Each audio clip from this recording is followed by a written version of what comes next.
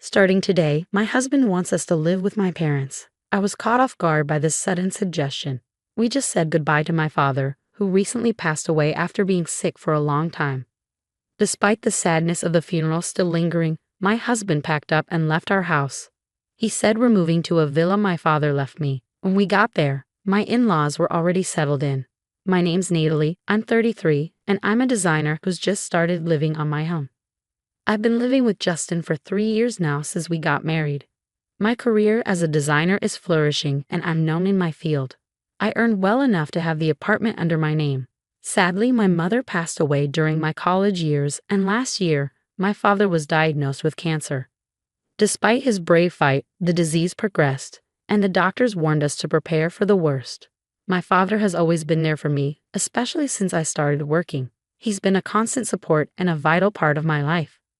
Learning about my father's illness shook me to the core. As his health deteriorated, I couldn't sleep, consumed by worry and fear. My husband asked about my dad's condition often, but his concern felt hollow. It seemed like he was waiting for the worst to happen. He's always felt insecure about earning less than me, and I wished he'd take pride in my success and be there for me when times get tough. He had a playful side, always wanting to win, even in simple things. My dad assured us not to worry and to focus on our relationship, but I couldn't shake the feeling that we should visit him while we still can. I was finding it harder to hide my growing frustration with my husband. In the beginning, our marriage was full of love and joy, but his insensitive comments about my dad's illness changed things. I realized he wasn't the same loving husband anymore. He works from home and thinks having someone around distracts me, but I plan to work from home too once I'm independent. I decided to rent a small office and commute, making it easier for me to visit the hospital. Meanwhile, my husband stayed home, leaving all the household chores for me to handle. Juggling work, taking care of my father, and coming home exhausted, I often found a mess waiting for me, with dishes left unwashed. It was clear he only thought of himself, disregarding my feelings. Living with him made me realize how little he understood me, leaving me feeling deeply lonely. Then my father passed away. We had already sold our family home as we had discussed with him. As I busied myself with funeral arrangements, my husband seemed distant, more focused on phone calls or disappearing altogether. I pleaded with Justin to help me during this difficult time, but his phone interrupted our conversation. When he finally hung up, he brushed off my request, claiming he was busy with work calls. My frustration with him grew, especially amidst the turmoil of losing my father. His demeanor had turned colder, leaving me feeling even sadder. On the day of the funeral, Justin spent a long time chatting with his parents, leaving me feeling alone among the attendees.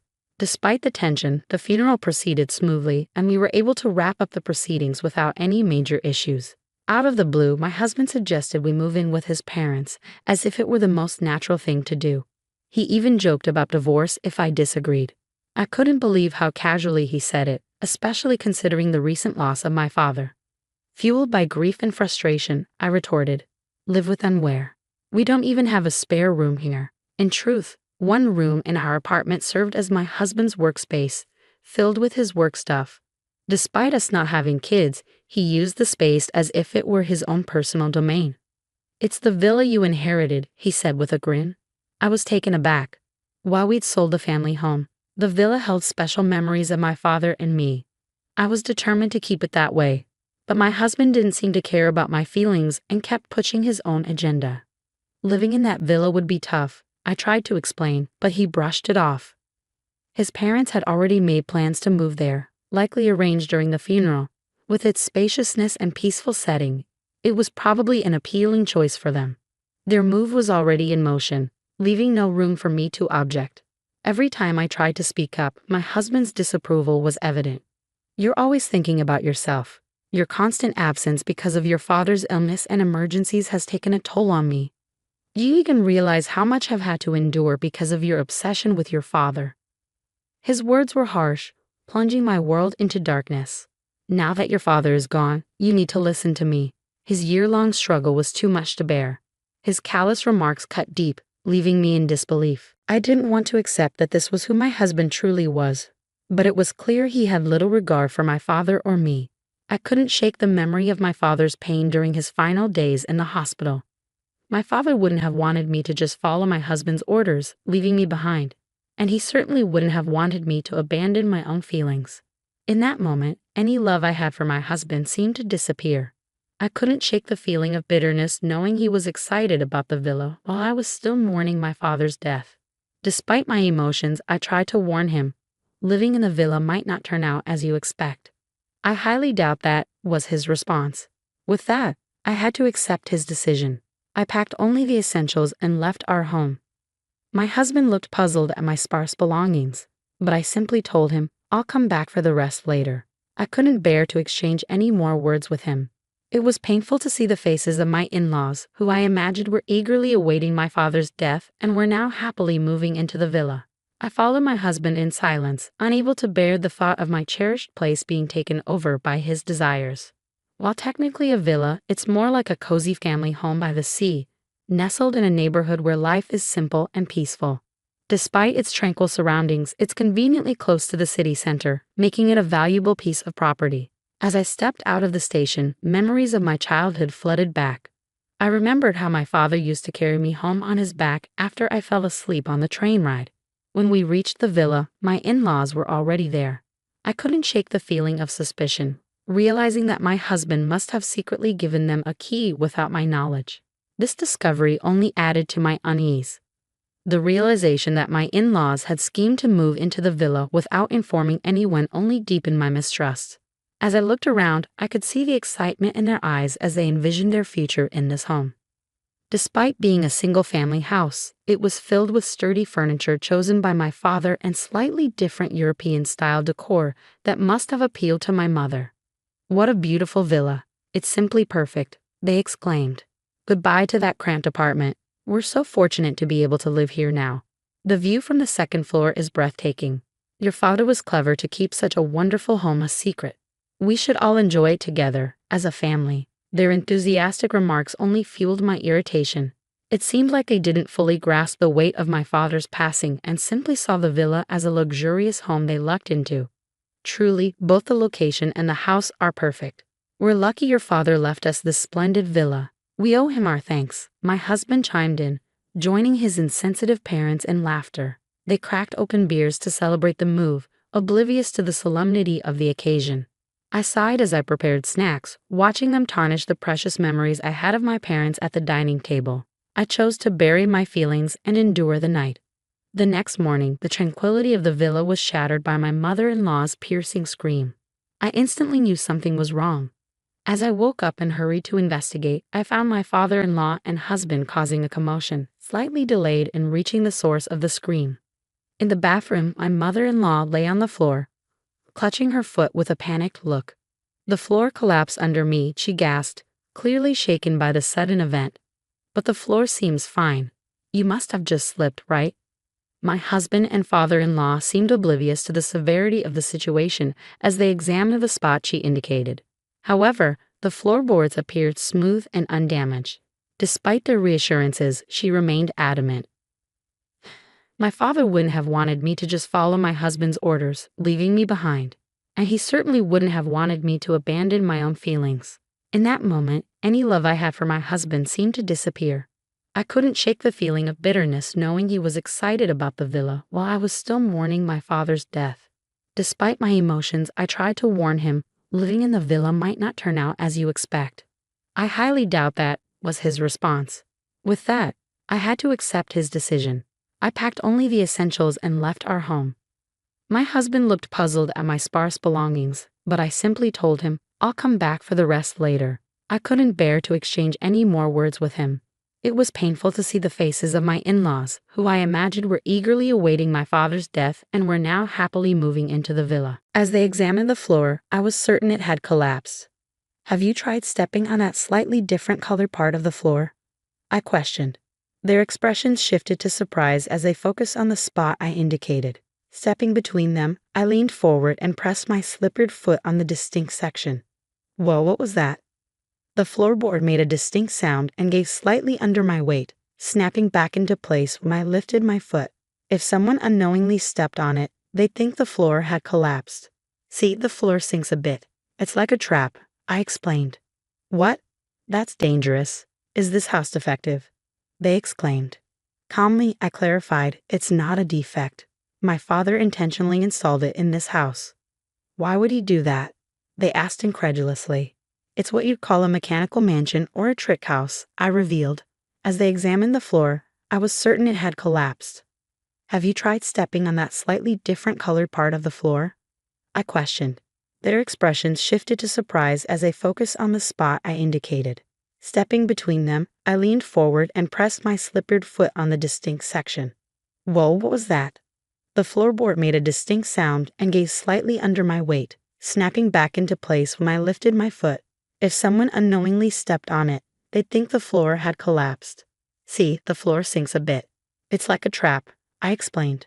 What? That's dangerous. Is this house defective? They exclaimed. Calmly, I clarified. It's not a defect. My father intentionally installed it in this house. Why would he do that? They asked incredulously. It's what you call a mechanical mansion or a trick house, I revealed. In reality, my father was a devoted ninja enthusiast. This villa was his pride and joy, a treasure he poured his heart and soul into. As a child, I often tagged along while he tinkered with the house's mechanisms or added new ones. That's why there are traps and hidden mechanisms scattered throughout. A shelf you shouldn't touch, a floorboard that gives way when stepped on, a door that requires a specific sequence to open, concealed passageways, and even secret rooms. Every corner of this villa is infused with my father's dreams and ingenuity, cultivated over many years. While it's perfectly suitable for everyday living for me, who grew up here and learned how to navigate all the traps from my father, it's a different story for my husband and in-laws, who are unfamiliar with its quirks. I did warn you that living here would be challenging, and I also mentioned that it's a place filled with my father's memories. My father's intense ninja obsession is pretty well known among her relatives. It's surprising you didn't know, I remarked. Initially, my husband denied any knowledge, but now he seemed speechless. My in-laws were equally taken aback by this revelation. With our apartment lease already canceled and nowhere else to go, they turned to my husband for guidance on what to do next. Amidst the chaos, both my father-in-law and husband inadvertently triggered another trap, causing them to stumble. As I watched them sprawled on the ground, I couldn't help but chuckle. Feel free to make yourselves comfortable for as long as you need, I said, my tone more sarcastic than welcoming. They had been enamored by the villa's luxury, ignoring my warnings and showing little interest in my father's peculiar hobbies. Now, they were experiencing the consequences of their oversight. Even my attempts to explain the dangers of the traps fell on deaf ears. It's no big deal. We'll get used to it, my husband insisted confidently, and I responded with a knowing smile. I'll head back to the apartment to get things ready for our move, I told them before leaving them at the villa. However, the truth was, I had no plans for moving preparations. Instead, I intended to take a few days off to sort through my father's belongings. As expected, just 2 days later, my husband and in-laws had had enough. During that brief period, I found comfort in being alone, allowing me to slowly regain a sense of positivity as I planned my next steps. Before long, my father's villa gained attention as a unique attraction in the neighborhood. It became known as the Trick Mansion and was regularly featured in local newsletters. Curious visitors would stop by whenever the villa was unoccupied. Looking back, I remembered strangers touring the villa and local children playing nearby, making it a vibrant spot in the community. My father had listed both the villas and our old home's phone numbers in the newsletters. However, with the family home sold, any inquiries would now come to the villa's number. Thanks to my upbringing, I was able to handle calls from foreign visitors as I was proficient in foreign languages. However, my husband and in-laws struggled with foreign languages. In addition to the stress of navigating the villa's traps, they were overwhelmed by unexpected visitors and foreign language calls. Exhausted and sleep-deprived, they retreated to the apartment. Why don't we all just live here together? My husband suggested.